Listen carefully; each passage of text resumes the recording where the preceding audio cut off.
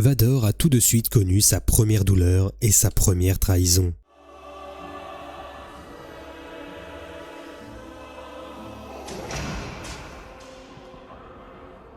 Après sa défaite sur Mustafar, Vador fut transporté par l'empereur Palpatine au centre de reconstruction cellulaire de Coruscant. Là, il subit une opération atroce, sans anesthésie, afin de le forcer à puiser dans sa douleur, sa haine et sa rage. Lorsque l'intervention prit fin et que son armure noire fut entièrement fixée, la table d'opération se redressa lentement. Vador ouvrit les yeux et demanda aussitôt à Palpatine si Padmé était encore en vie. Mais l'empereur lui révéla une vérité dévastatrice.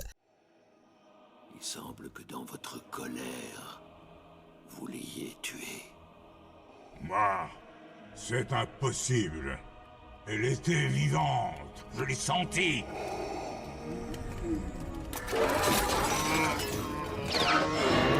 Brisé par la douleur, fou de rage, il se jeta sur Palpatine. Il tenta de l'étrangler grâce à la force, criant qu'il lui avait promis de sauver Padmé. Palpatine, implacable, lui répondit que dans sa colère, il avait emprunté un autre chemin pour elle, que sa mort était un cadeau, la douleur, et si Vador refusait ce cadeau, il mourrait. Vador fit alors son choix. Il relâcha Palpatine et accepta de vivre. Mais l'empereur ne laissa pas cette attaque impunie. Il déchaîna ses éclairs de force sur Vador, le foudroyant au sol.